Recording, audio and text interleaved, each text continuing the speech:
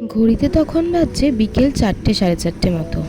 আমাকে আমার ভাই আনতে চলে এসেছিল আমার বাড়ি থেকে। আমার মামার বাড়ির ডিস্টেন্স বেশিক্ষণ নয়, কিন্তু সেইটুকু সময়ও আমার হাতে ছিল না। আমি অলরেডি লেট হয়ে গেছিলাম, তাই এইটুকু রাস্তা নিতেই ভাই আমাকে স্কুটি করে চলে এসেছিল। আজ ছিল সানডে, আর সানডে ইভিনিংয়েই ছিল আমাদের সিমলা মৈত্রী সংঘর তরফ থেকে আয়োজন করা বসে আঁকো প্রতিযোগিতা। টাইমিং দেওয়া হয়েছিল ওই 5টা নাগাদ, বাট বাঙালির টাইম তো জানো, একটু তো লেট হবে।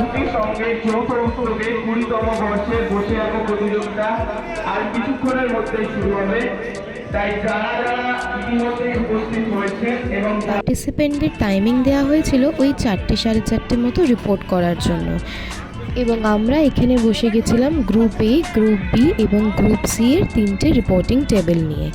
এখানে আমরা পার্টিসিপেট যারা ফর্ম ফিল আপ করেছিল তাদের নাম এন্ট্রি হচ্ছিল, যে কারা কারা এসে গেছিলো, এবং যে শিটটা দেওয়া হবে ড্রয়িংয়ের শিটটা, সেটা আমরা এখান থেকে স্ট্যাম্প করে দিচ্ছিলাম। আমার এখানে আসতে আসতে প্রায় 4:30 মতো বেজে যায়। অ্যাকচুয়ালি সানডে একটা জমিয়ে খাওয়া দাওয়ার পর জমিয়ে ঘুম দিয়েছিলাম, উঠে আসতে একটু লেট হয়ে যায়। ততক্ষণে দেখি কিছু পার্টিসিপেন্ট আসা স্টার্ট করে দিয়েছে। পার্টিসিপেন্টদের বসিয়ে দেওয়ার পর পার্টিসিপেন্টদের যে ফ্যামিলি মেম্বার ছিল তাদের জন্য পেছনের দিকে ছিল সিটিং অ্যারেঞ্জমেন্ট, আর ওনাদের জন্য ছিল চায়ের ব্যবস্থা।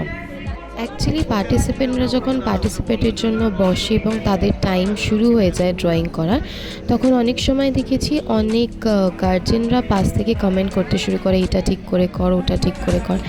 সেখানে ওদের কনসেন্ট্রেশনটা আমার মনে হয় বেশি ব্রেক হয়ে যায়, এবং ভালো করে করার থেকে ওরা ঘাবড়িয়ে গিয়ে ভুলভাল করতে স্টার্ট করে। তাই জন্য গার্জেনদের সিটিং অ্যারেঞ্জমেন্টটা আমরা ব্যাক স্টেজের দিকেই করেছিলাম। ঘড়িতে তখন প্রায় বেজে যাচ্ছিল 5:30, এবং তখনও আমাদের এখানে পার্টিসিপেন্টরা আসছিল। আমাদের অলরেডি বসে আঁকো প্রতিযোগিতার টাইমিং স্টার্ট হয়ে যায় 5:30 থেকে।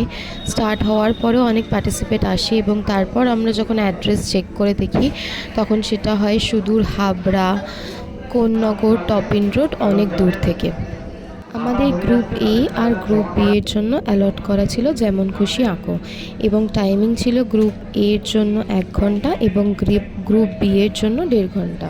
এবং গ্রুপ সিকে বলা হয়েছিল যে যখন ড্রয়িং কম্পিটিশন স্টার্ট হবে ঠিক তার আগের মুহূর্তে জানানো হবে সাবজেক্টটা। এবং জাজেস আমাদেরকে জানিয়ে দেয় যে ওনাদের জন্য এবারের টপিক থাকবে কুম্ভ মেলা এবং বিবেকানন্দর ছোটোবেলাকার যে কোনো একটা স্মৃতি, অর্থাৎ স্বামীজির কাটানো ছোটোবেলাকার যে কোনো একটা মেমোরি। আমার যখন এজ 10 to 12-এর মধ্যে ছিল, তখন একদিনে আমি প্রায় 4টে একসাথে ড্রয়িং কম্পিটিশানও পার্টিসিপেট করেছি। অ্যাকচুয়ালি এখন এই ড্রয়িং কম্পিটিশান, খেলাধুলো এগুলো প্রায় মুছেই যাচ্ছে বলতে গেলে। তাই সিমলা মৈত্রী সংঘের এত সুন্দর উদ্যোগকে সত্যিই আমার অনেক ভালোবাসা এবং শ্রদ্ধা। গ্রুপ এর 1 ঘন্টা এবং গ্রুপ বি এবং সি এর জন্য দেয়া 1.5 ঘন্টা সময় কেটে যাওয়ার পরও যেহেতু পার্টিসিপেন্টরা আসতে একটু দেরি করে, তাই 5 মিনিট to 10 মিনিটস মতো অতিরিক্ত টাইমও তাদেরকে দেওয়া হয়েছিল। সব হয়ে যাওয়ার পর তাদের ড্রয়িংগুলো জমা করে নেওয়া হয়, এবং সন্ধ্যে 8টা নাগাদ আমাদের রেজাল্ট আউট হয়। এবং সবার প্রথমেই ফেলিসিটেট করে নেওয়া হচ্ছে যারা অতিরিক্ত ক্ষুদ্র বেবি ছিল তাদেরকে। অতিরিক্ত ক্ষুদ্র এই কারণেই বললাম, যার বয়স প্রায় 1 বছর কিছু মাস হয়েছে সেও কিন্তু আমাদের এই প্রতিযোগিতায় অংশগ্রহণ করে। পর এক এক করে 3টে গ্রুপেরই উইনার্স এবং রানার্স অফদের ফেলিসিটেশন করে নেওয়া হয়।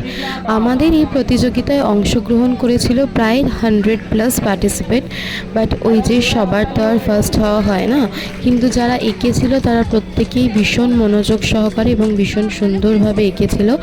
আমার তরফ থেকে সকল পার্টিসিপেন্টদের জানাই অনেক অনেক শুভেচ্ছা এবং ভালোবাসা। নেক্সট টাইমে হয়তো তাদের নামও এরকমভাবেই আসবে, এবং তাদের আঁকা ছবি এরকমভাবেই স্টেজে এঁকে দেখানো হবে এবং তাদেরকে ফেলিসিটেট করার হবে।